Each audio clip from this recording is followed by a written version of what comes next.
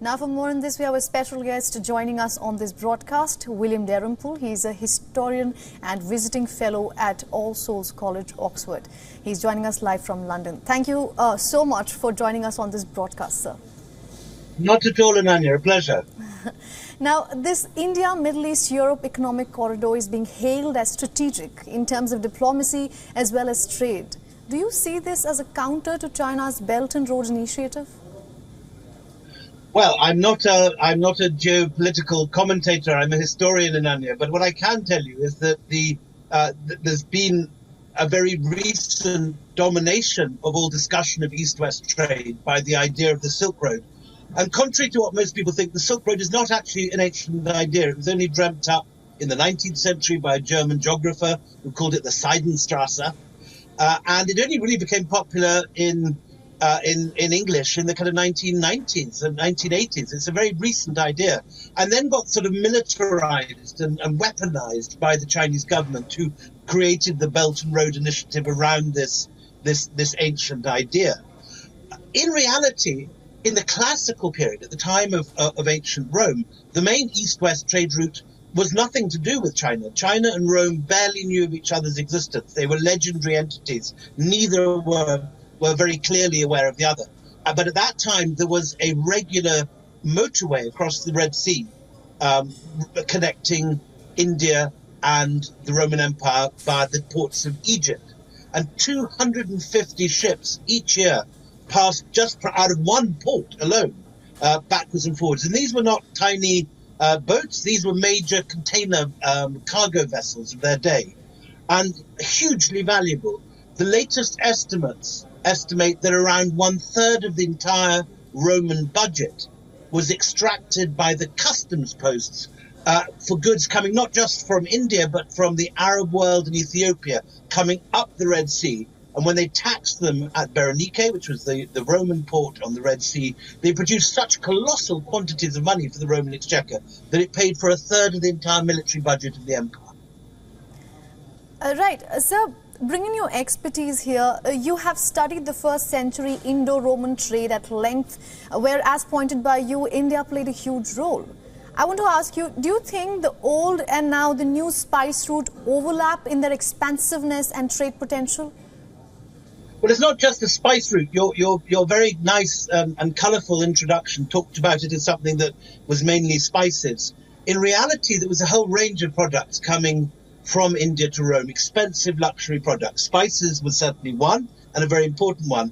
But there was also ivory, and the documents we have seem to make out that was the most valuable, along with gemstones, and cotton. Cotton was another major Indian export at this time. So all these different goods were coming from India to Rome. And you have the Roman writer Pliny complaining that there is this sort of drain of gold from the Roman Empire into Indian pockets, because the Indians weren't really interested in Western goods. There were some things they liked. They liked Roman wine.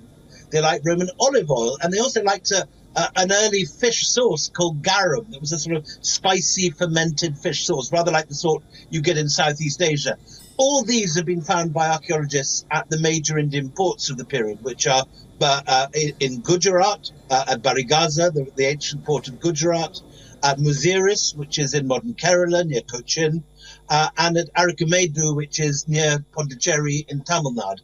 These three international ports sent huge amounts of shipping backwards and forwards, vast container vessels.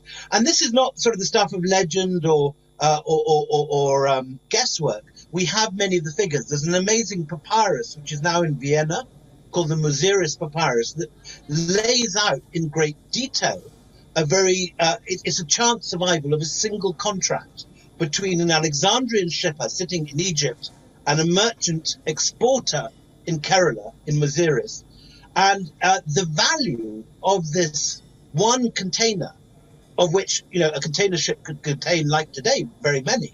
This one container, if successfully delivered to Egypt, would have been the same sort of money that would allow you to build a major estate over a great swathe of Egypt, or a premier estate in the middle of Roman Italy, in Tuscany. And so one successful consignment of ivory alone would have been enough to have turned you into, the Roman equivalent of an Ambani or an Adani. Right. Now, given the geopolitical compulsions which we assume would have existed even back then, can this current route be a natural route for trade when compared to the first century one? So I think the geopolitical thing has been there all along. The physical fact is that the Tibetan plateau heats up in summer and it cools again in winter. And this produces monsoon winds that blow in one direction for 6 months and then back again the other 6 months. And if you catch the monsoon at any period in history, you can just sail all the way to Egypt in as little as 5 or 6 weeks. And then when the wind turns, you can sail back again with equal ease.